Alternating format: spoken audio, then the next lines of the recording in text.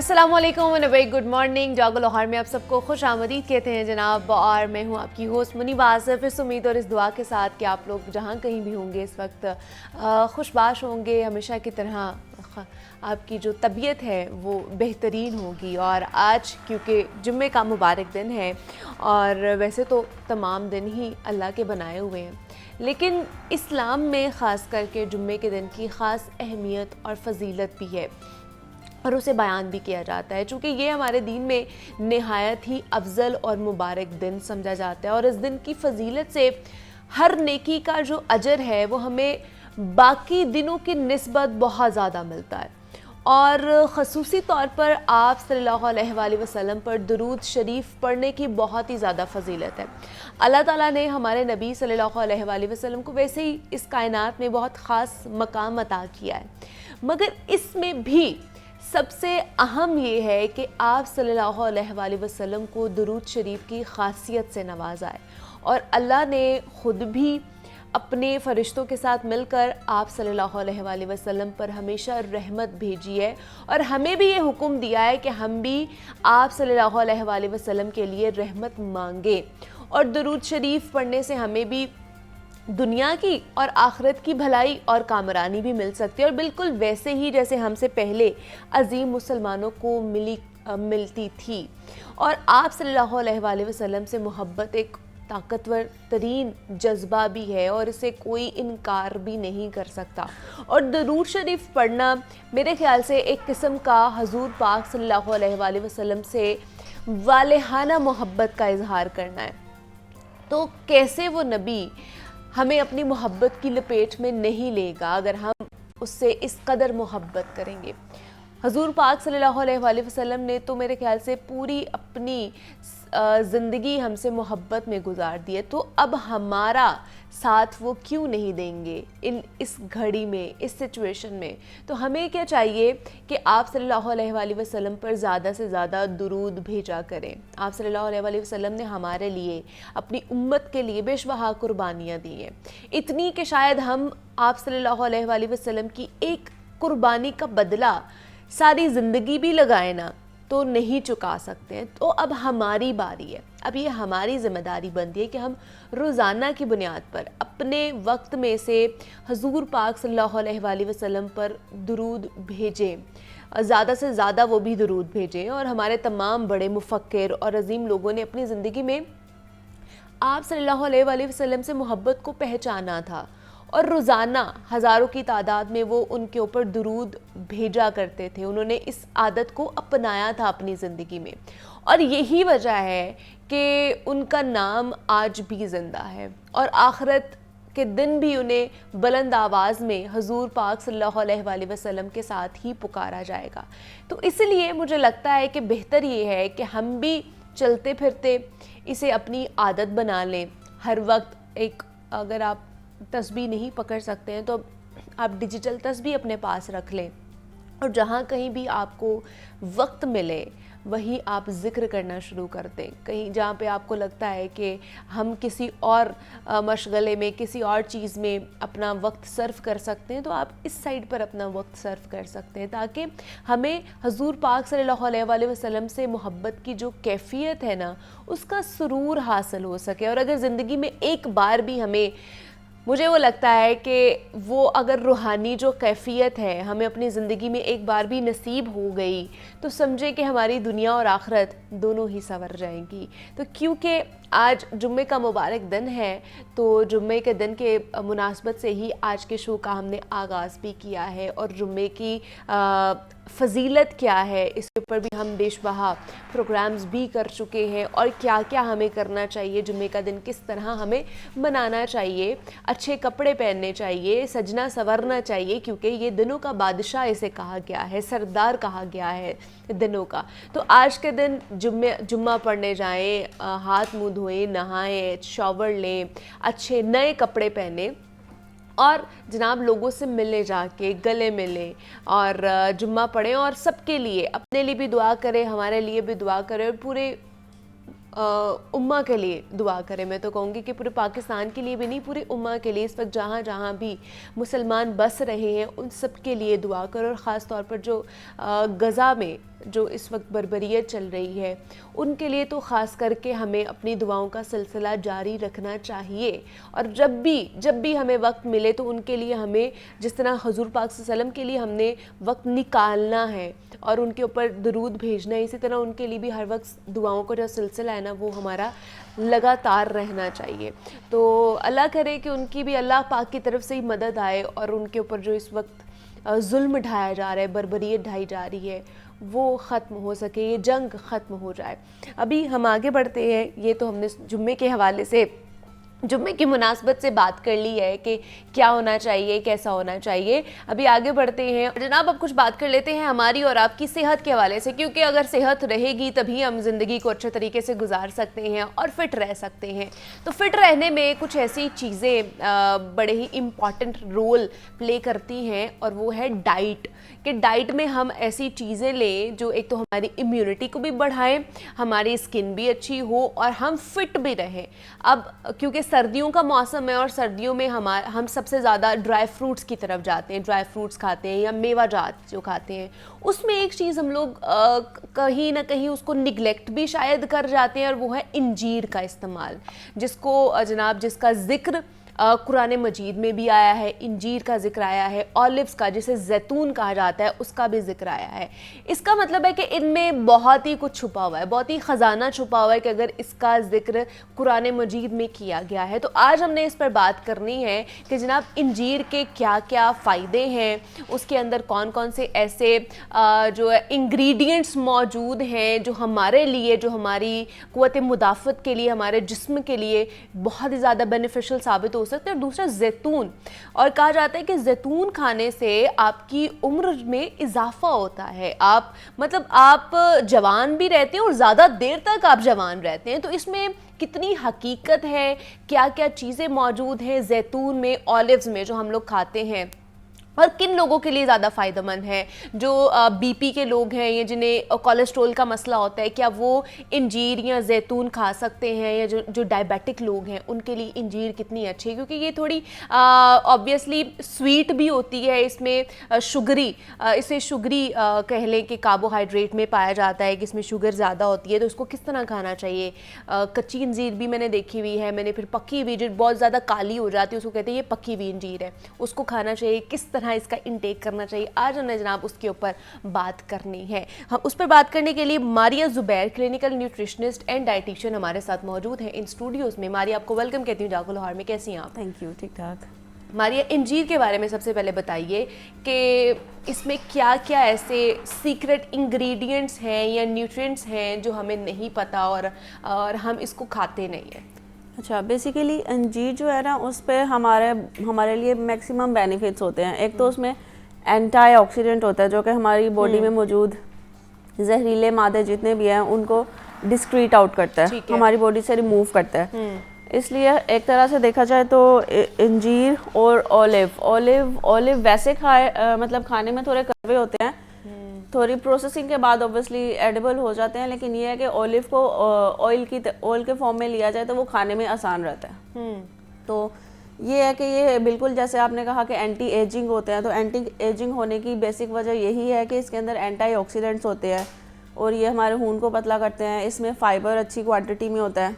ये आप वजह से ऑलिव्स की बात कर रही हैं? नहीं, इंजीर की बात कर रही हैं। इंजीर की बात कर रही हूँ। मैं वैसे कह रही हूँ कि अगर इंजीर को ऑलिव ऑयल के अंदर डिप करके खाया जाए तो उससे उसके बेनिफिट्स और फ़ायदे और ज़्यादा हो जाते हैं।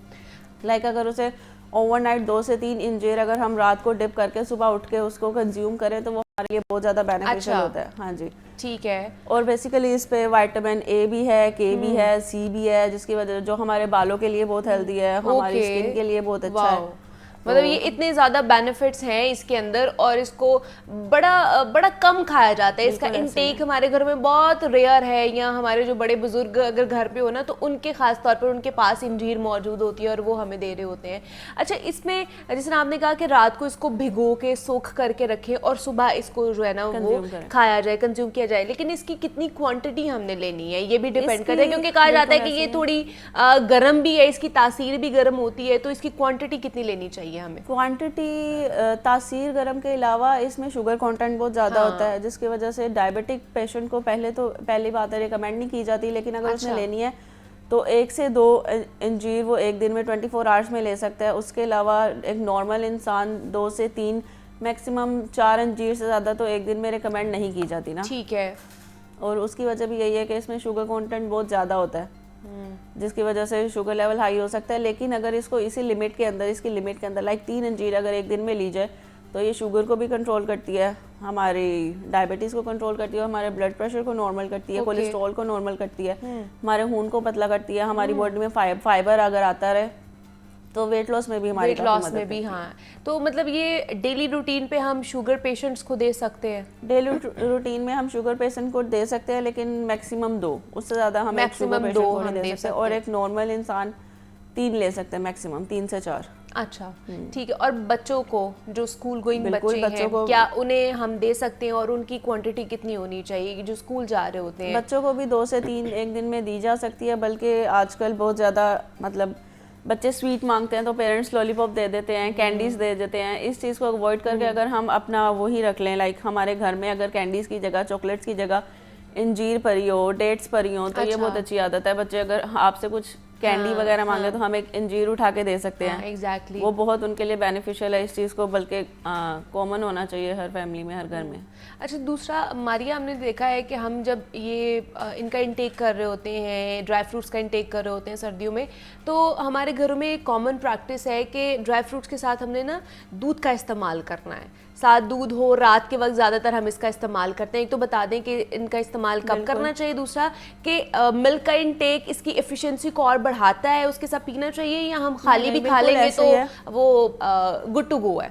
गुड टू गो भी है, लेकिन ये है कि अंजीर मोस्टली जो मतलब आमतौर पे पाई जाती है, क्योंकि ये फ्रेश अंजीर तो बहुत ही मुश्किल से मिलती है ना, रेयर मिलती है हमारे पास वही जो रस्सी में लगी हुई होती है वही मिलती है। तो एक तो वो बहुत ज़्यादा ड्राई होती है, तो अगर वो मिल्क के साथ लीजिए तो एक तो मतलब कंज्यूमेबल हो जाती है थोड़ी सी, खाने में भी आसानी होता है। उसके अलावा अंजीर में फास्फोरस होता है, दूध में कैल्शियम होता है। अगर अंजीर और दूध को साथ इकट्ठा लिया जाए तो वो हमारे लिए बहुत बेनिफिशियल होता है, हमारी बोन हेल्थ के लिए। खासतौर पे आर्थराइटिस के पेशेंट को रिकमेंड किया जाता है कि आप दूध और अंजीर इकट्ठी लें, 2 अंजीर और 1 कप दूध ये कंज्यूम करें डेली बेसिस पे। अच्छा, मतलब ये अच्छा है, ये कॉम्बिनेशन बहुत अच्छा है। ये आपकी अब्जॉर्प्शन को भी अच्छा करता है, जो चीज़ें उसमें कैल्शियम मौजूद है, उसमें फास्फोरस मौजूद है, तो ये अब्जॉर्प्शन जो है ना उसकी बहुत अच्छी हो जाएगी। अच्छा, कहते हैं कि इंजीर जो है आपके हाजमे के लिए बड़ा अच्छा है, इसकी क्या वजह है? आपके मैदे के लिए, आपकी हाजमे के लिए बहुत अच्छी है इंजीर। बेसिकली उस पर यही वजह है कि इसमें फाइबर ज़्यादा है,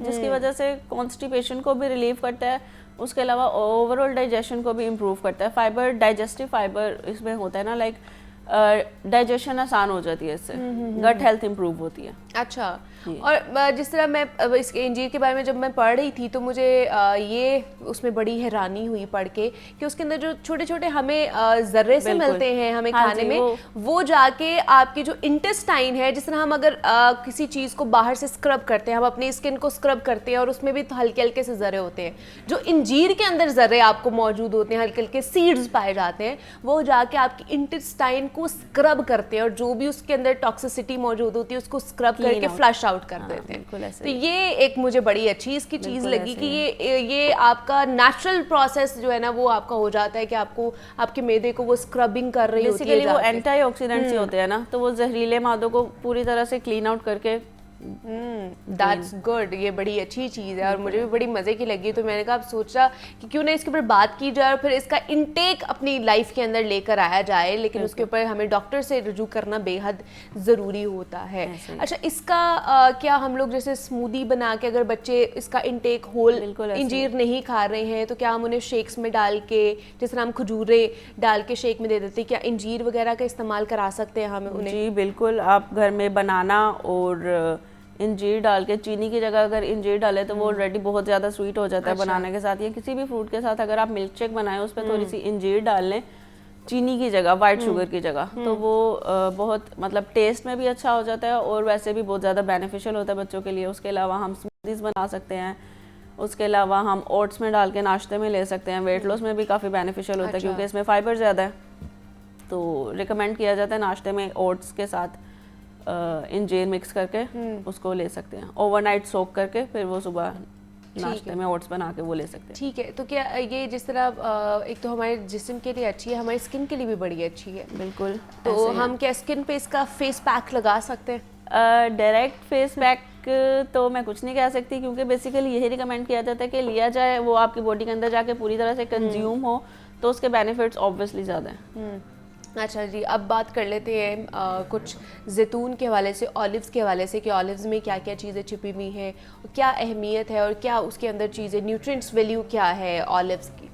ऑलिव्स में basically healthy nutrients, healthy oil है वो, उसमें ओमेगा 3 पाया जाता है, ओमेगा 6 पाया जाता है, जिससे हमारा खून पतला होता है, जो हमारे हार्ट के लिए काफ़ी हेल्दी है। लेकिन इसमें भी वही बात आ जाती है, ऑलिव को एज एन ऑयल लेना है, जैसे मैंने आपको बताया। ऑलिव्स वैसे प्रोसेस्ड, मतलब जो हमारे पास पैकेट्स में आते हैं वो एडिबल तो होते हैं लेकिन वो प्रोसेस्ड होते हैं ना, जिसकी वजह से रिकमेंड यही किया जाता है कि आप ऑलिव को ऑलिव ऑयल की फॉर्म में लें। अच्छा, ऑयल की फॉर्म में लें, जो होल ऑलिव है वो ना खाएं हम, वो एडिबल नहीं है। बिल्कुल ऐसे ही है। और इसमें भी यही है कि अगर आपने खाना बनाना है तो आप सिर्फ extra virgin olive oil use कर सकते हैं खाने के लिए, बाकी ऑयल्स नहीं यूज़ कर सकते। अच्छा, उसका न्यूट्रिशनल कंटेंट काफ़ी कम हो जाता है ऑयल्स को अगर पकाया, ऑलिव ऑयल को अगर पकाया जाए। इसीलिए पकाने के लिए आप extra virgin olive oil use कर सकते हैं क्योंकि उसमें प्रोसेसिंग कम हुई होती है ना, तो अगर वो पकता भी है तो इतना ज़्यादा जो न्यूट्रिएंट्स है वो सारे ख़राब हो जाते हैं या कह लें कि ख़त्म हो जाते हैं। लेकिन हमारे यहाँ पे ऑयल यूज़ नहीं, ऐसा जितना ज़्यादा ऑयल यूज़ नहीं होता, बिकॉज वो ज़्यादातर ड्रेसिंग के लिए यूज़ होता है ऑलिव ऑयल जो है, क्योंकि उसमें खाना तो हम पका नहीं सकते। तो हमारा ये होता है, इसमें ये है ना कि हम एक्स्ट्रा वर्जिन ऑलिव ऑयल में खाना बना सकते हैं, उसके अलावा बाकी जितने भी ऑलिव ऑयल्स होंगे, वर्जिन और सिंपल ऑलिव ऑयल, उसको हम ड्रेसिंग के लिए यूज़ कर सकते हैं। उसको ड्रेसिंग के लिए। और इसमें फ़र्क क्या है extra virgin olive oil, virgin और एक्स्ट्रा वर्जिन नॉर्मल जो है? बेसिकली फ़र्क ये है कि जब ऑलिव्स में से ऑयल निकाला जाता है ना, उस पर जो सबसे पहले हमारे पास एक्सक्रीट आउट आता है, जो सबसे पहले हमारे पास एक तरह से पैक आता है ऑयल का, जितना मतलब जितना भी हमारे पास ऑयल आता है उसको हम एक्स्ट्रा वर्जिन ऑलिव ऑयल कहते हैं। उसको जब मज़ीद प्रोसेस किया जाता है तो वो वर्जिन ऑलिव ऑयल होता है, उसको मजीद प्रोसेस किया जाता है तो वो ऑलिव ऑयल हो जाता है। जिसकी वजह से मैं आपको पहले भी बता दी कि एक्स्ट्रा वर्जिन ऑलिव ऑयल को हम कुकिंग के लिए यूज़ कर सकते हैं। अच्छा, वो इतना हमारे लिए वो नहीं, मतलब बेनिफिशियल ही रहेगा। और जो बाकी के दो ऑलिव्स ऑयल हैं बेसिकली वो इतनी प्रोसेसिंग से गुजरते हैं कि वो सिर्फ ड्रेसिंग के लिए यूज़ किए जा सकते हैं। तो क्या हम मतलब जैसे ब्लैक ऑलिव्स मिलते हैं मार्केट में, ग्रीन ऑलिव्स मिलते हैं, तो वो नहीं खाने चाहिए हमें क्या? नहीं, ऑलिव्स तो ऑब्वियसली खा लेने चाहिए अगर खाए जा सकते हैं, लेकिन वही बात आ जाती है कि प्रोसेस्ड फूड मैं रिकमेंड नहीं करूँगी। अगर आप डायरेक्ट दरख्त में से उतार के खाएंगे तो वो तो बहुत ज़्यादा कड़वे होंगे ना, एडिबल नहीं होंगे। ऑलिव्स कड़वे होते हैं, इसलिए इनको ऑलिव को ऑयल की फॉर्म में ज़्यादातर यूज़ किया जाता है। वैसे प्रोसेसिंग के बाद उसका टेस्ट थोड़ा सा न्यूट्रल किया जाता है, लेकिन वो प्रोसेस्ड होते हैं ना फिर। जो शीशे की बोटल्स वगैरह में हमारे पास के अंदर आते हैं, जो आम रूटीन में, क्योंकि यहाँ पे वो मिलते नहीं है ना, वो आती एक्सपोर्ट किए जाते हैं, यहाँ पर वो उनकी काश्ती नहीं होती है। तो मुझे ये बताइए कि अगर चले अब बच्चे खाते हैं शौक से, ऑलिव्स खाते हैं, वो ब्लैक ऑलिव्स भी खाते हैं, दूसरे भी ऑलिव्स खाते हैं, तो अगर उन्हें कड़वे नहीं लगते तो दिन में उन्हें कितनी क्वांटिटी दी जा सकती है? एक दिन में कितने, 1 से 2 ऑलिव्स कितने खा सकते हैं? एक दिन में 2 से 3 ऑलिव्स खा सकते हैं, बड़े भी और बच्चे भी। इससे ज़्यादा रिकमेंडेड नहीं है। और जिस तरह मैंने बात की थी अपने इंट्रो में कि कहा जाता है कि जी ऑलिव्स जो हैं वो आपकी उम्र को बढ़ाते हैं, जवान रखते हैं आपको, तो इसमें कितनी हकीकत है? इसकी बिल्कुल ऐसा ही है, और इसकी रीज़न भी यही है कि ऑलिव्स के अंदर हमारे पास इंजीर की तरह एंटीऑक्सीडेंट्स ऑलिव्स के अंदर भी होते हैं, जिसकी वजह से हमारे जहरीले मादे टाइमली ड्रेन आउट होते रहते हैं और इससे हमारा खून पतला होता है और भी बहुत से फ़ायदे हैं इसके। ठीक है जी, मतलब इंजीर भी खानी है आपने और ऑलिव्स का इस्तेमाल भी करना है, और अगर ऑलिव्स आप नहीं इस्तेमाल कर सकते तो जो उसका एक्स्ट्रा वर्जन ऑलिव ऑयल है जिसमें आप खाना वगैरह बना सकते हैं वो उसका इस्तेमाल कर लें, जो आपके लिए ज़्यादा बेनिफिशियल साबित हो सकता है। तो इसका इंटेक जो है वो ख़ासतौर पर ऑलिव्स का इंटेक जो कोलेस्ट्रॉल के पेशेंट हैं या जिनको बीपी का प्रॉब्लम है वो कर सकते हैं? जी वो कर सकते हैं, लेकिन ऑलिव्स में वो मतलब एक सर्टेन लिमिट तक ले सकते हैं ना। आप बेसिक होल ऑलिव की बात करें कि ऑलिव ऑयल की? इस टाइम होल ऑलिव भी ले सकते हैं, लेकिन वो एक सर्टेन अमाउंट तक ले सकते हैं। एक दिन में 2 ऑलिव्स हो सकते हैं, तो इससे ज़्यादा रिकमेंड नहीं किया जाता। और जिन्हें कोलेस्ट्रॉल का प्रॉब्लम होता है वो किस तरह का ऑयल जो है या ऑलिव ऑयल कौन से वाला यूज़ कर सकते हैं? कोलेस्ट्रॉल के लिए ऑलिव ऑयल तो ऑब्वियसली हर किस्म का रिकमेंड किया जाता है, लेकिन बात सिर्फ वही माइंड में रखनी है, एक तो क्वांटिटी आप रिक्वायरमेंट से ज़्यादा ना हो। लाइक अगर आप खाना बना रहे हैं तो आपके घर में 4 पर्सन है या 8 पर्सन है, तो आपने 4 टेबल स्पून यूज़ करना है ऑयल सिर्फ, और अगर 8 पर्सन है तो 8 table spoon extra virgin olive oil use करना है कुकिंग में। इससे ज़्यादा क्वांटिटी नहीं होनी चाहिए, नहीं तो जितना ही ये बेनिफिशियल है ब्लड प्रेशर का प्रॉब्लम इंक्रीज भी कर सकते हैं आपकी बॉडी में। जी बिल्कुल ऐसा ही है, क्योंकि ऑयली है ना बेसिकली, तो इसको एक सर्टेन अमाउंट तक लेना चाहिए, वरना ओबेसिटी का भी मसला हो सकता है, वेट गेन भी हो सकता है, ब्लड प्रेशर भी डिस्टर्ब हो जाता है, हमारा ब्लड प्रेशर हाई हो जाता है अगर ये रिकमेंडेड अमाउंट से ज़्यादा लिया जाए। तो इसको मैक्सिमम 2 स्पून से ज़्यादा एक दिन में रिकमेंड नहीं किया जाता है ऑलिव ऑयल, मतलब 2 टेबल स्पून जो है। बिल्कुल, हमारे यहाँ पे तो इतना ज़्यादा ऑलिव ऑयल भी या वैसे ही अगर सालन के ऊपर तरी आ जाती है ना, वो बहुत गलत है। वो हम जब तक वो तरी नहीं आ जाती हमारी हंडिया के ऊपर, हमारे सालन के ऊपर, हमें लगता ही नहीं है कि सालन अच्छा बना है, वो आपकी सेहत के लिए बड़ा नुकसानदेह साबित होता है। अच्छा, दूसरा हमारे इधर एक ख़ास करके मैं कहूँगी कॉमन प्रैक्टिस है या आदत है कि एक तो दूध पीने की आदत है, दूसरा ये कि उसके अंदर भी ऑलिव ऑयल डाल के कुछ लोग पीते हैं। तो क्या इस तरह पीना चाहिए ऑलिव ऑयल दूध के अंदर डाल के? ऑलिव ऑयल को इस तरह कंज्यूम किया जा सकता है, लेकिन इसमें भी यही बात है ना कि आप एक लिमिट तक लें। अगर आपने दूध में डालना है, 1 कप में डालना है, तो अगर लाइक कप है तो ऑब्वियसली उसमें 1/2 स्पून भी काफ़ी है। तो लेकिन ये है कि उसके अंदर मतलब ज़्यादा नहीं डालना, अच्छा लिमिट तक रखना। मतलब डेली यूज़ कर सकते हैं अगर हम यूज़ हो सकता है दूध के साथ? हाँ, उसकी एफिकेसी ख़त्म तो नहीं हो जाएगी? नहीं, दूध के साथ नहीं होती। दूध के साथ नहीं होती। हम मतलब उसका इनटेक जो है वो कर सकते हैं। मतलब हेल्दी लाइफस्टाइल के लिए ये चीज़ें और हेल्दी खाना कितना ज़रूरी है डॉक्टर मारिया?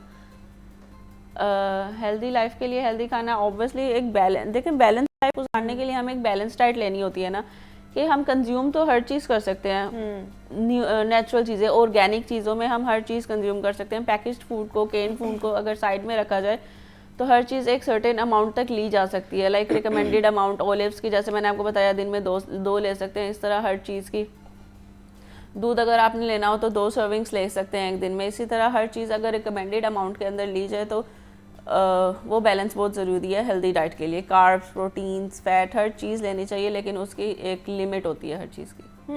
अच्छा, ये जो गर्म तासीर का बोला जाता है, क्या मेडिकल साइंस में इसका कोई प्रूव है कि कुछ चीज़ों की गर्म तासीर है, कुछ चीज़ों की ठंडी तासीर है, इसके बारे में बताया जाता है, या हर किसी का एक अलग अलग अपनी एफिकेसी है या न्यूट्रिएंट्स? बेसिकली न्यूट्रिशनल कंटेंट हर चीज़ का डिफरेंट होता है। तासीर वाली चीज़ एग्जिस्ट नहीं करती। पहले ऑब्वियसली स्टडीज़ में बताया गया, साइंटिफिक स्टडीज़ जो की गई थी उसमें तासीर के बारे में जो भी सारा हुआ था, लेकिन अब वो मिसकंसेप्शन क्लियर हो चुका है रिसेंट स्टडीज़ के थ्रू कि तासीर वाली चीज़ एग्जिस्ट नहीं करती। हर चीज़ का एक न्यूट्रिशनल कंटेंट होता है। अगर आप उसको उसकी रिक्वायर्ड अमाउंट से ज़्यादा लो तो वो फिर ऑब्वियसली बात जब उस हद तक चली जाती है तो उसको फिर तासीर का नाम दे दिया जाता है ना। लेकिन बात सिर्फ यही है कि आपने लेना रिकमेंडेड अमाउंट के अंदर है, बाकी तासीर वाली चीज़ एग्जिस्ट नहीं करती। अच्छा, अगर फिट रहना होता है तो उसके लिए हमें ख़ासतौर पर नाश्ते का कहते हैं कि बहुत अच्छा हमारा होना चाहिए। नाश्ते में क्या इंजीर और ये ऑलिव्स खाए जा सकते हैं या ऑलिव ऑयल खाया जा सकता है? बिल्कुल ऐसे लिया जा सकता है। हम ऑलिव ऑयल में भी अपना नाश्ता बना सकते हैं, मतलब ऑमलेट बना सकते हैं, साथ रोटी बना सकते हैं। या फिर हम अगर ऑमलेट बना रहे हैं तो उस पर हम ऑलिव्स कट करके, स्लाइस करके या क्यूब्स करके, जिस तरह भी ऑलिव्स हम अंडे में डाल के ले सकते हैं, वो बहुत ज़्यादा हमारे लिए अच्छा है। ऑमलेट बना के कंज्यूम किया जा सकता है, वेट लॉस के लिए भी बल्कि ये अच्छा है। मतलब ब्रेड के या रोटी के बगैर अगर हम सिर्फ ऑमलेट में ऑलिव्स डाल के लें तो वो उसके अलावा बिल्कुल यूज़ किया जा सकता है। मतलब ये फाइबर रिच होता है ना, तो इंजीर भी और ऑलिव्स भी, और आपकी सेहत के लिए बड़े अच्छे हैं। तो हमारे साथ मारिया ज़ुबैर मौजूद है, क्लिनिकल न्यूट्रिशनिस्ट है। मारिया, बहुत शुक्रिया आपके वक्त का कि आप यहाँ पर आए। इंजीर के बारे में बात कर रहे थे और जैतून ऑलिव्स के हवाले से हम लोग बात कर रहे थे। सुलाफ़े हमारे साथ मौजूद थी। सुलाफ़े, बहुत शुक्रिया। यहाँ पर एक छोटी सी ब्रेक, मिलते हैं इस ब्रेक के बाद।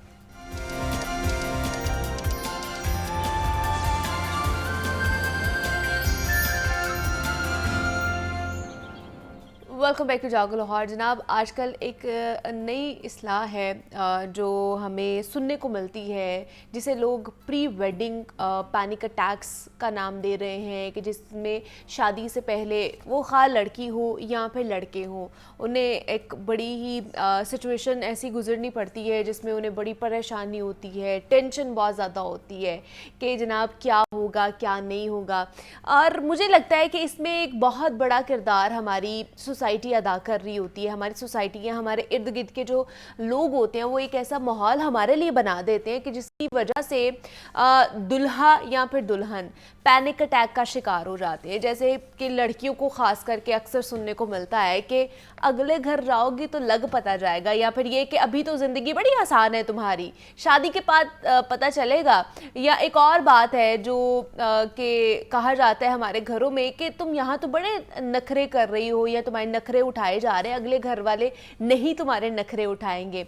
और इसी तरह ये प्रेशर जो है सिर्फ लड़कियों के ऊपर नहीं होता, हमारी सोसाइटी लड़कों को भी देती है कि अभी तो तुम बड़े इजीली या फ्रीली अपनी ज़िंदगी गुजार रहे हो, शादी के बाद ये तुम्हारी जितनी भी अयाशियां हैं ये ख़त्म हो जाएंगी, जिम्मेदारियां पड़ेंगी और एक नया फ़र्द घर में आएगा, उसके साथ तुमने इस तरह रहना है, ये करना है वो। मतलब बहुत ज़्यादा डराया जाता है और दोनों साइड से होता है।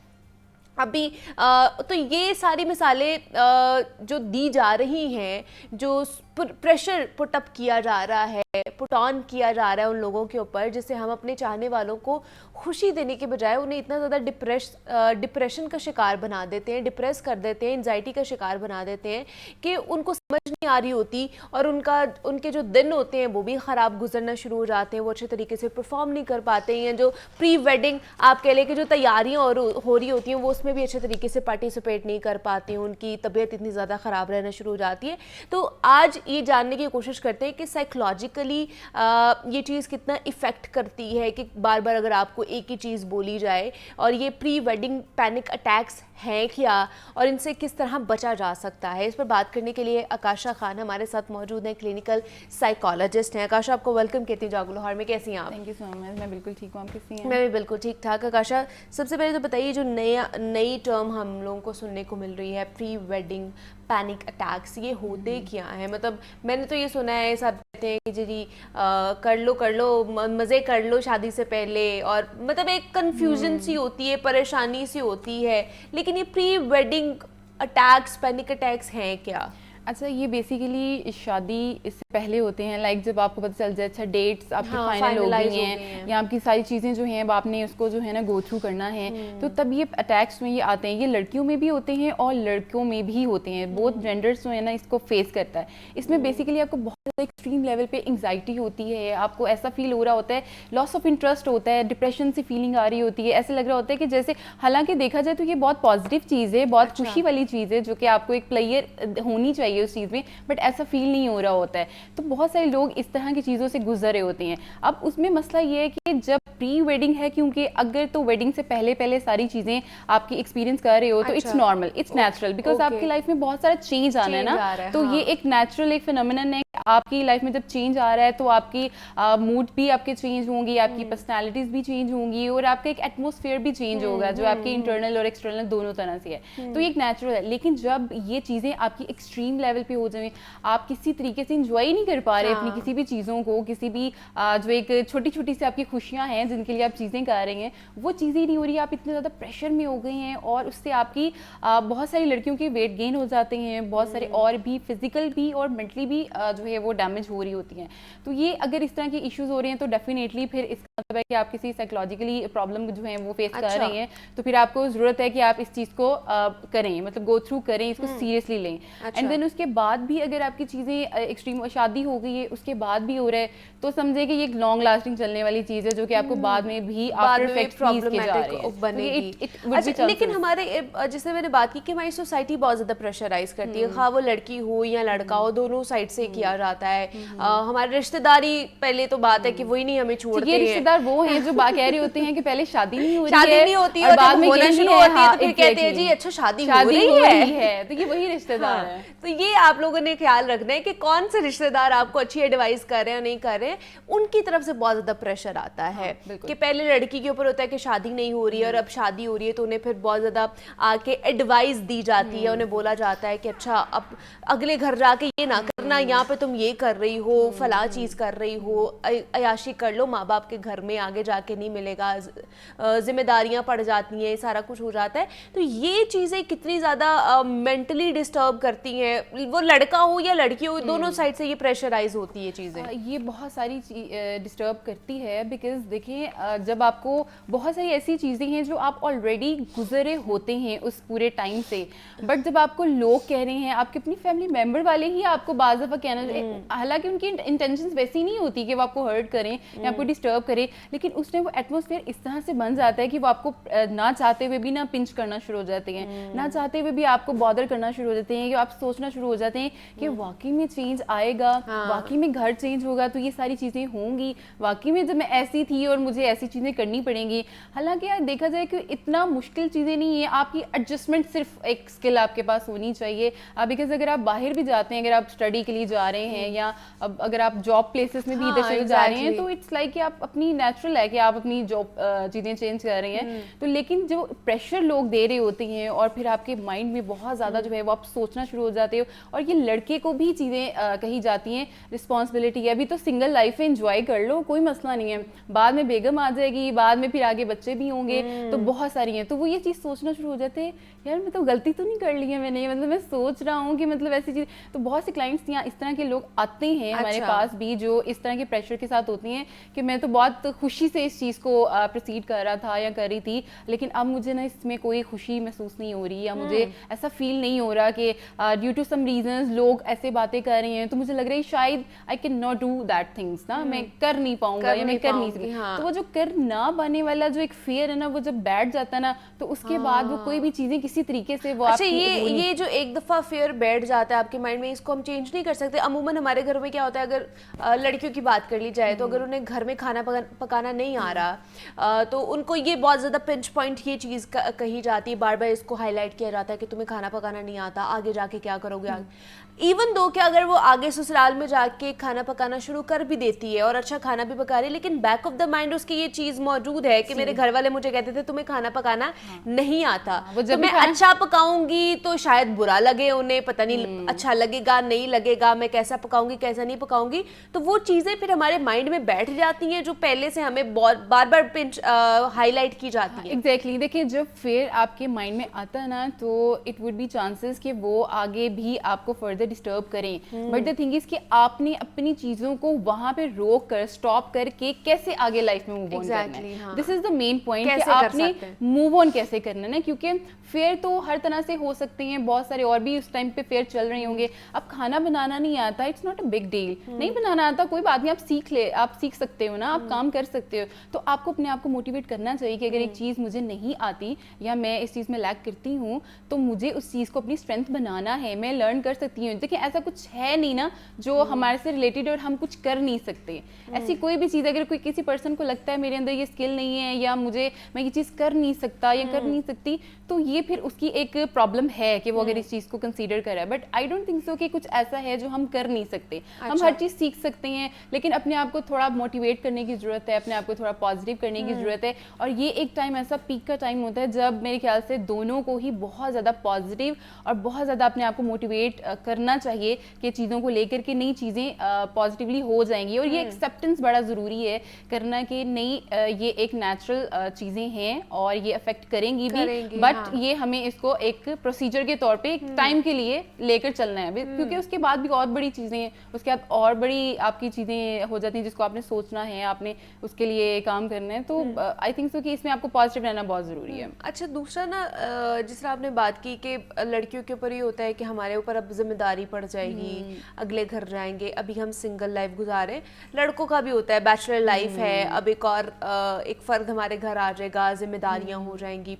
लड़कियों का अगर वो उनकी बहुत ही छोटी फैमिली है, एक बहन है, एक भाई है और मदर फादर हैं, और अगर वो अगले घर जा रही है, ससुराल जा रही है, तो वो माशाल्लाह बड़ी फैमिली है और कंबाइन सारी फैमिली रह रही है, बहन भाई हर कोई। एक ये भी बहुत ज़्यादा प्रेशर होता है कि मैंने तो एक बड़ी छोटी फैमिली के अंदर ज़िंदगी गुजारी है और वहाँ पर जाके जब एक बहुत बड़ा ख़ानदान मुझे हैंडल करना पड़ेगा, टैकल करना पड़ेगा, तो मैं कैसे कर पाऊँगी, वो जिम्मेदारी निभा पाऊँगी या नहीं निभा पाऊँगी। एक ये भी प्रेशर होता है। देखिए, चीज़ों को ना कभी भी अगर आप ये समझेंगे कि चीज़ें लाइफ बहुत आसान है और हर चीज़ आपको आपके मुताबिक परफेक्ट मिल जाएगी, ऐसा हो नहीं सकता। आपको हर जगह पे एडजस्टमेंट और कॉम्प्रोमाइज़ करने पड़ते हैं। सबसे पहले ज़रूरी होता है कि आपके अंदर एक्सेप्टेंस होनी चाहिए कि ऐसा हो सकता है। और आपको उस चीज़ों को गो थ्रू करना पड़ेगा। सबसे पहले तो अगर आप ये माइंड बना लेते हैं ना, तो फिर चीज़ें आपके लिए बहुत आसान हो जाती हैं। और दूसरी बात ये कि अगर बड़ा ख़ानदान है और आपको बहुत ज़्यादा बड़ी फैमिली तो उसके प्लस पॉइंट भी हैं और नेगेटिव पॉइंट भी हैं, तो आपने दोनों को लेकर चलना है। क्योंकि अगर आप सिर्फ नेगेटिव पॉइंट देख लेंगे कि अच्छा मुझसे मैं काम नहीं कर पाऊँगी, मैं एडजस्ट नहीं कर पाऊँगी, मैं ये सारी चीज़ें नहीं कर पाऊँगी, तो ये आप अपने आप को जो है ना वो डिस्टर्ब कर रहे हैं। और दूसरी बात ये है कि आप ये सोचें कि आप वहाँ पे ये सारा कुछ कर किसके लिए रहे हैं। ऑब्वियसली दैट पर्सन जो आपके लिए स्पेशल वन है, आप उसके लिए सारी चीज़ें कर रही हैं, उसके लिए जा रही हैं, तो आपकी उसके साथ रिलेशनशिप जो स्ट्रॉन्ग होना बहुत ज़रूरी है। क्योंकि अगर आपका उस पर्सन के साथ रिलेशनशिप जो है वो पॉजिटिव है, स्ट्रॉन्ग है, तो आई डोंट थिंक सो कि ये चीज़ें इतनी मैटर करती हैं कि आपको एडजस्टमेंट, क्योंकि ये टाइम लेती हैं चीज़ें एडजस्ट करने में, और एक टाइम के बाद आप यूज्ड टू भी हो जाते हो या चीज़ें हालात भी चेंज हो जाती हैं, तो आप इन सिचुएशन से भी निकलना शुरू हो जाते हैं। लेकिन आकाशा, जो लोग बहुत ज़्यादा प्रॉन होते हैं, प्रॉन टू एंजाइटी, डिप्रेशन, जिन्हें बहुत जल्दी ये स्ट्रेस लेवल जिनका बहुत ज़्यादा बढ़ जाता है, तो अगर उन्हें पहले से ही इतना ज़्यादा स्ट्रेस्ड आउट किया जाता है और आफ्टर मैरिज भी वो उसी स्टेट ऑफ माइंड में रहते हैं, तो क्या वो अपने आप को बेहतर कर सकते हैं? Because they are very prone to depression और वो जल्दी डिप्रेशन में चले जाते हैं, जल्दी स्ट्रेस ले लेते हैं, जल्दी एंजाइटी में चले जाते हैं, तो उनको किस तरह हैंडल करना चाहिए फिर? देखिए, ये बिल्कुल ऐसा है कि जो पर्सनालिटी वाइज ही इस तरह की जिनकी होती है, सो वो आगे जाके उनके चांसेस ज़्यादा होते हैं कि वो एंजाइटी या डिप्रेशन में जा सकते हैं। उसके लिए सबसे पहली बात जो है वो यही है कि कभी भी बात करना ना छोड़ें। मसला ये होता है कि हमें लगता है कि सिचुएशन चेंज हो गई है, लोग चेंज हो गए हैं, हमें अपने इमोशंस और अपनी बात को ना एक्सप्रेस नहीं करना चाहिए, हमें खामोश रहना चाहिए। जब आप खामोश रहते हैं ना, तो आपके सबसे मसला जो है ना वहाँ से स्टार्ट होता है। आपका पार्टनर है, आपके कोई क्लोज वन होगा, मदर होगी, फैमिली होगी, जो भी है, आप एटलीस्ट अपने दिल की बात या अपनी चीज़ों को कम्युनिकेट ज़रूर करें, ख़ास तौर पे अपने पार्टनर के साथ कि आप क्या फील कर रहे हैं आपके। क्योंकि बहुत सारी लड़कियाँ अमूमन ये सोचती हैं कि नहीं, हमें शेयर नहीं करना चाहिए। ये कहेगा कि शायद पता नहीं इसको मसला हो रहा है, इसको मेरी माँ से मसला है, इसको मेरी बहनों से मसला है, या इसको फैमिली इश्यूज हो रहे हैं, अब इसको ये चीज़ें हो रही, पहले तो नहीं था, अब इसको ये इश्यूज हैं। तो लड़कियां अक्सर जो है ये सोचकर नहीं शेयर करती हैं। तो सबसे पहले तो ये है कि कम्युनिकेशन गैप नहीं होना चाहिए। अच्छा, अब सास के साथ किस तरह की कम्युनिकेशन होगी? वो हमें पसंद करेंगी, नहीं पसंद करेंगी? नंदे हैं अगर आपके घर में, तो उनके साथ किस तरह की फ्रेंडशिप होगी या माहौल किस तरह का रहेगा?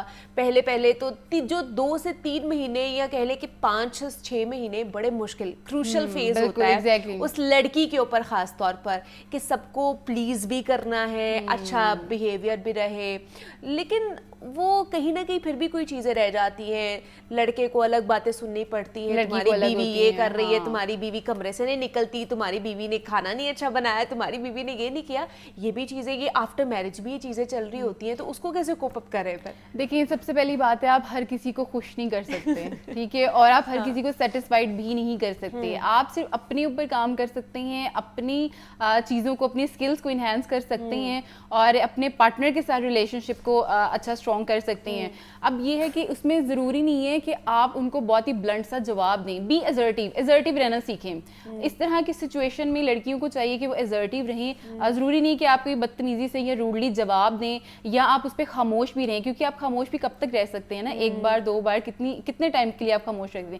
एजर्टिव हो कि आप अपनी बात को कन्वे कर सकते हैं, कम्युनिकेट कर सकते हैं, कोशिश कर सकते हैं कि आपकी सिचुएशन, जो आपका इन्वायरमेंट, एक माहौल बना हुआ है इन लॉज की तरफ, वो आपके हक में ही रहे, यानी आपके, क्योंकि आप चीज़ों को उस तरीके से नहीं कर सकते कि जैसे लोग आपसे, आप हर किसी के एक्सपेक्टेशंस को नहीं कर सकते, बिकॉज उनका स्टेट ऑफ माइंड और है ना, वो उनका घर का इन्वायरमेंट और था, आप एक अलग घर से आई हैं, आप एक अलग स्टेट ऑफ माइंड की हैं, तो आप उनके साथ कॉम्प्रोमाइज़ कर सकते हैं, आप उनके साथ एडजस्ट कर सकते हैं, लेकिन आप ये नहीं कर सकते कि अच्छा मुझे आई बी द परफेक्ट वन, या मैंने इस घर में परफेक्ट होना है। बाकी ये कि रही बात लड़कों की, तो कम्युनिकेशन जो है वो दोनों के बीच में होनी चाहिए, दोनों एक दूसरे से बात ज़रूर करें, और अगर घर में कोई मसला हो गया है, अम्मी को मसला है, नंदों को मसला है, तो ये सारी चीज़ें हैं, तो आप उन दोनों मियाँ बीवी जो हैं वो इस चीज़ को सॉल्व कर सकते हैं, मतलब कर सकते हैं कि अगर जो इश्यूज़ उनको हैं वो इश्यूज़ किस तरीके से एज अ पार्टनरशिप में आप उसको कंसोल कर सकते हैं। तो दैट इज़ वेरी इंपॉर्टेंट कि आप एक दूसरे के साथ बातचीत करके इन इश्यूज़ को कर सकते हैं, बिकॉज ये एक टाइम के लिए, आपने इन लॉज की तरफ भी रहना है एक टाइम के लिए। ऑब्वियसली आपको स्टार्ट में होती है मुश्किल, लेकिन आहिस्ता आहिस्ता एक आप एडजस्टमेंट भी हो जाती है आपकी, आप यूज्ड टू भी हो जाते हो, और उनको भी पता चल जाता है कि आपका, कि आपने किस तरीके से करनी है। आप अपना बेस्ट दें, अपने लिए चीजें बेस्ट दें, और जब आफ्टर मैरिज जो चीजें होती है ना, मुझे लगता है कि जो फैमिली होती है ना, जिसमें लड़की गई हुई होती है, उनको थोड़ा कॉम्प्रोमाइजिंग बिहेवियर शो करना चाहिए, क्योंकि एक बंदी आपके घर उठ कर आई, अपनी सारी चीज, अपनी लाइफस्टाइल, अपने घर वाले छोड़ छाड़ के, तो उसको कंफर्ट जोन देने की कोशिश करें, ना कि उनसे एक्सपेक्ट करने की कोशिश करें। इतना थोड़ा बहुत हमें ना थोड़ा सा मार्जिन देना चाहिए। तो हमारे साथ आकाशा खान मौजूद है। आकाशा, बहुत शुक्रिया आपके वक्त का कि आप यहाँ पर आई। प्री मैरिज काउंसलिंग या प्री मैरिज जो पैनिक अटैक्स थे उसके ऊपर हमने बात की, किस तरह बेहतर किया जा सकता है इस सिचुएशन को। यहाँ पे एक छोटी सी ब्रेक लेते हैं, मिलते हैं इस ब्रेक के बाद।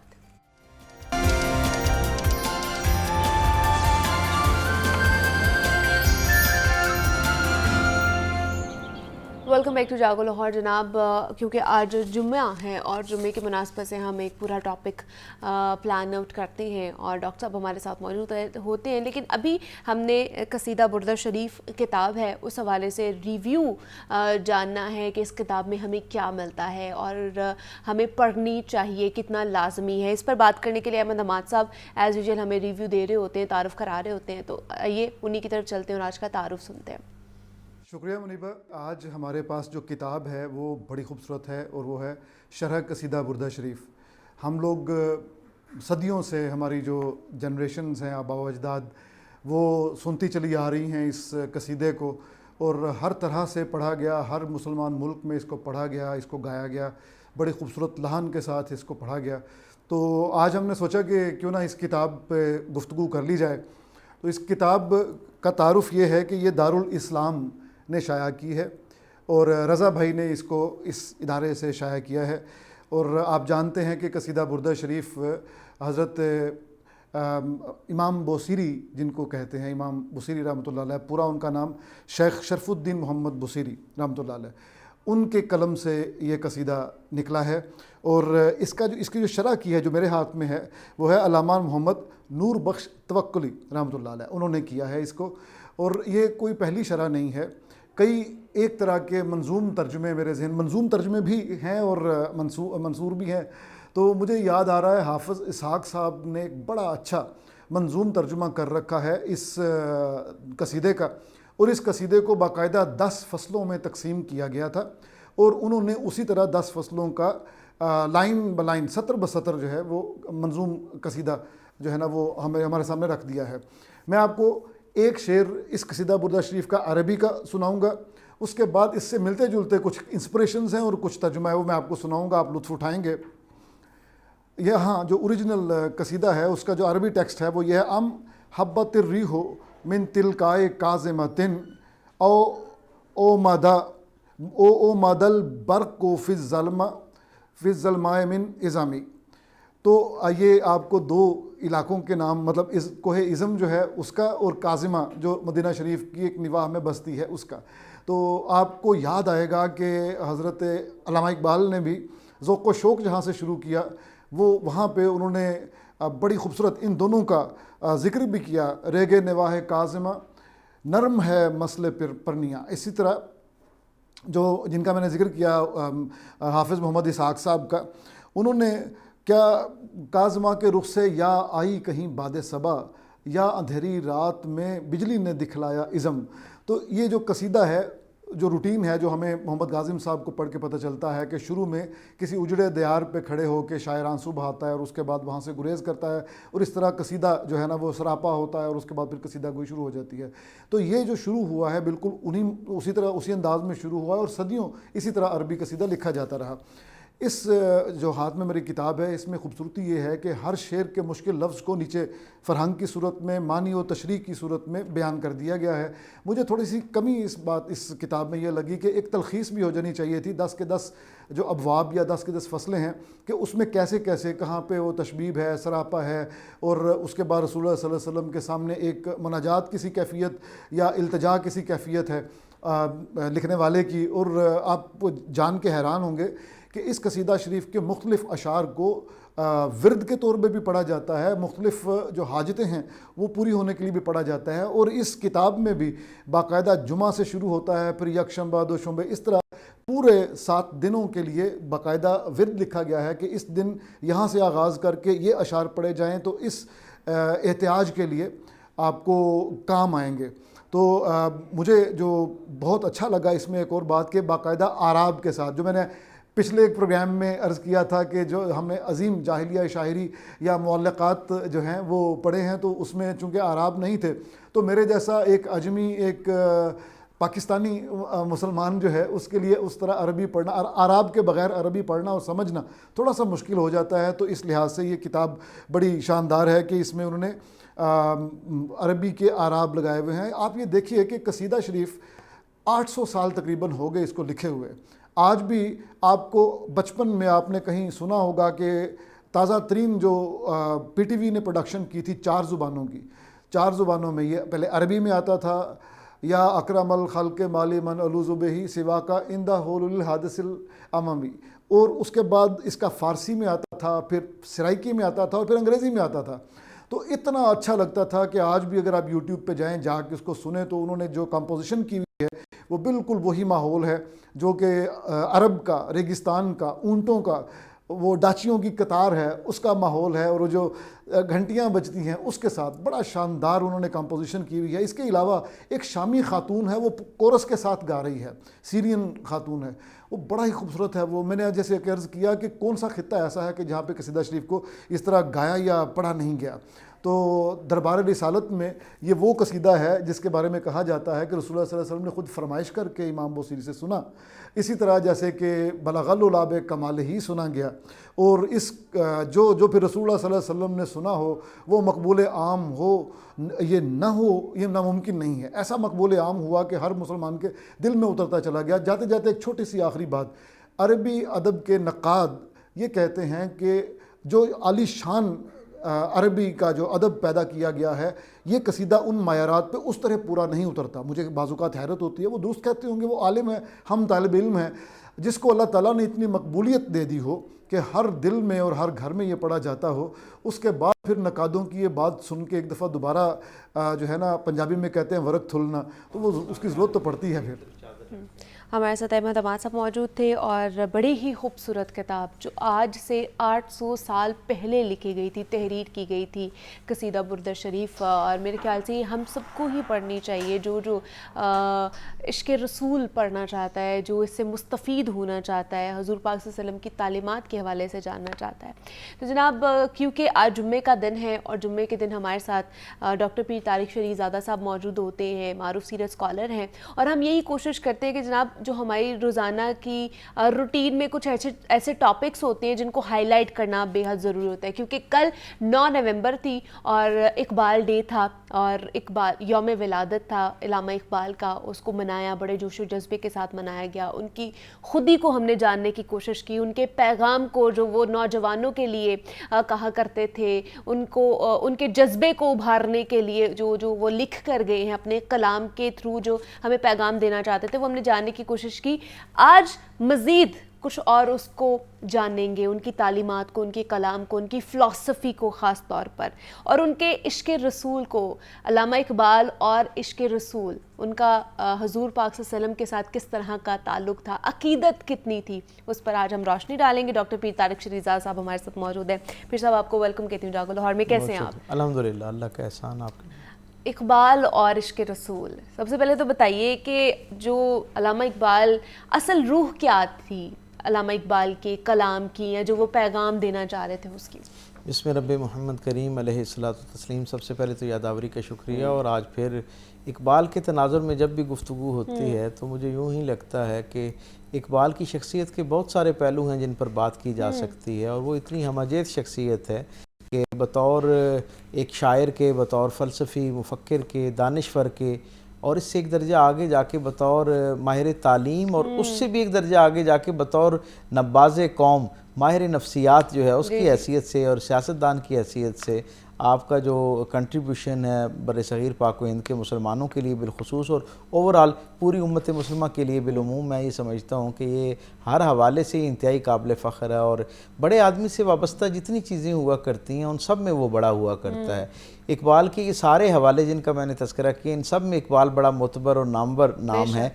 लेकिन इकबाल का जो सबसे मुस्तहकम तरीन, सबसे मजबूत तरीन जो हवाला है, मैं समझता हूँ वो इश्क़ रसूल है। और ये इकबाल के सारे कलाम, सारी फ़िक्र का भी बुनियादी असासा और हवाला है। आप ये देखें कि इकबाल का जितना पैगाम है वो खुदी के हवाले से हो, यानी खुद से खुदा तक का जो सफ़र है उसके हवाले से इकबाल हमें रहनुमाई करता हुआ नज़र आता हो, मुल्क व कौम के हवाले से इज्तमाई दर्जे के ऊपर हमारी रहनुमाई करता हुआ नज़र आ रहा हो, बर-ए-सग़ीर पाक व हिंद के मुसलमानों की ज़हन साजी करता हुआ नज़र आ रहा हो। इन सारी खूबसूरत बातों के पस मंज़र में जो एक रवैया हमें सबसे ज़्यादा मजबूत और तवाना नज़र आता है वो रिसालत माब सल्लल्लाहु अलैहि वसल्लम के साथ वाबस्तगी है, कुरान के साथ वाबस्तगी है, और यूँ कहिए कि साहिब कुरान सल्लल्लाहु अलैहि वसल्लम के साथ आपकी जो वाबस्तगी है वो आपकी शख्सियत का सबसे मजबूत और मौसर हवाला है। लेकिन डॉक्टर साहब, ये क्या उनके आखिरी अयाम में वाबस्तगी थी इश्क़ रसूल हुज़ूर पाक सल्लल्लाहु अलैहि वसल्लम के साथ, या जब वो बचपन से ही तरबियत या परवरिश हासिल कर रहे थे तब से ये चीज़ शुरू हुई? मैंने कल किसी सेमिनार में ये बात कही कि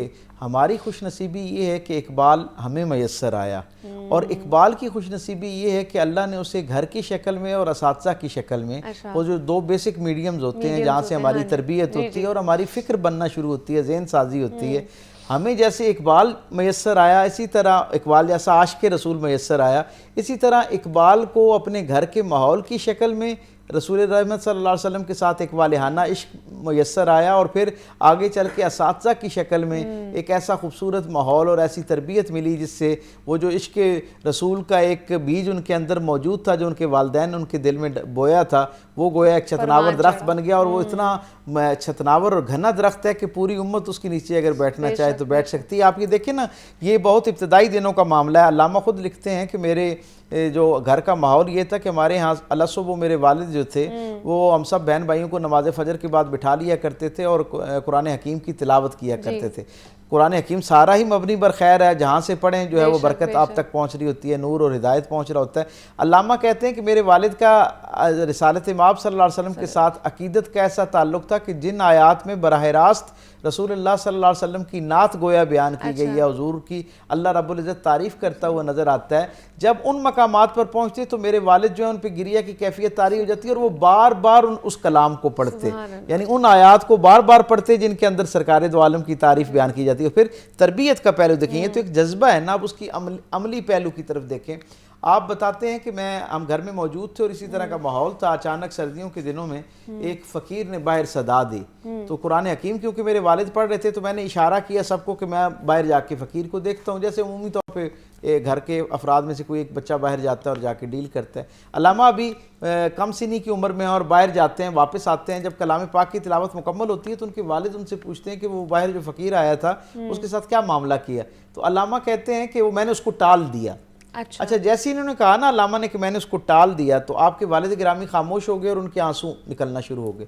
अल्लामा परेशान हो गए कि खैरियत क्या हुआ, तो उन्होंने कहा कि मैं इस खौफ की वजह से परेशान हूँ, इस दुख के साथ नदामत के साथ परेशानी का शिकार हूँ कि कल क़यामत के दिन जब मैं सरकार दो आलम सल्लल्लाहु अलैहि वसल्लम के सामने पेश हूँगा और सरकार ने अगर ये पूछ लिया कि हमने तुम्हें इकबाल जैसा एक बेहतरीन जहन अता किया था, एक सरमाया अता किया था, तुमने उसकी इंसानों के साथ डील करने के हवाले से जो तरबियत है वो मेरी सुन्नत के मुताबिक क्यों नहीं की है। यानी मेरी सुन्नत तो ये नहीं है कि उसको टाल दिया जाए, फ़कीर की मदद की जाए, उसकी मुसीबत को, तकलीफ को, दुख को कम किया जाए। अल्लामा कहते मैंने ये बात सुनी और फिर तारीख़ ही बताती है कि वो सियालकोट की गलियाँ और शदीद ठंड है, सुबह का वक्त है, अल्लामा उन गलियों में उसी फ़कीर को ढूंढते हैं और फिर उसकी जाके जो मामला होता है उसको तय करते हैं, उसकी दिलजोई करते हैं। तो यहाँ से अंदाज़ा होता है कि अल्लामा के घर का माहौल ये था। अब उस्ताद देखें, अल्लामा कहते हैं कि मेरे जो उस्ताद थे बेशुमार लोगों से कसब फैज़ अल्लामा ने किया, लेकिन मौलवी मीर हसन एक ऐसी शख्सियत हैं जिनके साथ अल्लामा की बड़ी वालिहाना वाबस्तगी और अल्लामा की शख्सियत साजी में उनका और अल्लामा की फ़िक्र में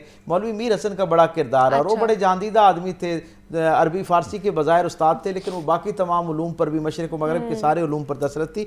उस ज़माने में आलिम दीन होने के साथ साथ वो मेरे कॉलेज जो सियालकोट था उसके अंदर बतौर उस्ताद पढ़ा रहे थे। तो अल्लामा के वालिद के दोस्त थे। जब उन्होंने अल्लामा को बचपन में अल्लामा के ज़ौक़ को देखा ना, तो उन्होंने ज़हन बना लिया कि कायदा अपने इनके वालिद को कहा कि ये बच्चा मुझे दे दें। तो अल्लामा कहते हैं कि मौलवी मीर हसन के पास बहुत सारे लोग पढ़ने के लिए आते थे, लेकिन मेरा ये शर्फ है कि मौलवी मीर हसन अल्लाह सुबह मेरे पास आ जाया करते थे।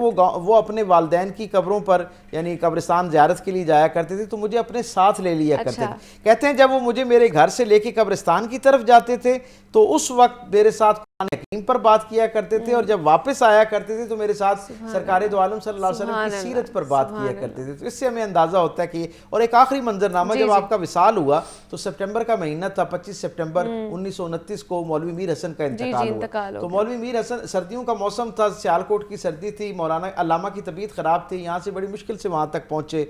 अल्लामा ने अपने उस्ताद को कंधा दिया और कब्रिस्तान तक ले गए। जब उनको कब्र में उतारने लगे ना, तो अल्लामा रोते जाते और एक फ़िक्रा कहते जाते। अल्लामा फरमाते कि मैं इस शख्स का एहसान नहीं उतार सकता, मैं इस शख्स का एहसान नहीं उतार सकता। क्यों? क्योंकि इसका मुझ पर एहसान है कि इसने मुझे कुरान से वाबस्ता किया। और फिर फरमाते कि कुरान का मुझ पर यह एहसान है कि उसने मुझे साहिब कुरान सल्लल्लाहु अलैहि वसल्लम के साथ वाबस्ता किया। तो इससे अंदाज़ा होता है कि इकबाल के यहाँ जो है वो रसूलुल्लाह सल्लल्लाहु अलैहि वसल्लम के साथ जो वाबस्तगी है, आपका इश्क है, वो कितनी बुनियादी हवाला और असासा आपकी शख्सियत। बेशक बेशक। डॉक्टर पीर तारिक शरीफ ज़ादा साहब हमारे साथ मौजूद थे। डॉक्टर साहब बहुत शुक्रिया आपके वक्त का कि आप यहाँ पर आए, और इसी नोट पर मुझे इजाज़त दीजिए, अपना ख्याल रखिएगा। अल्लाह हाफ़िज़।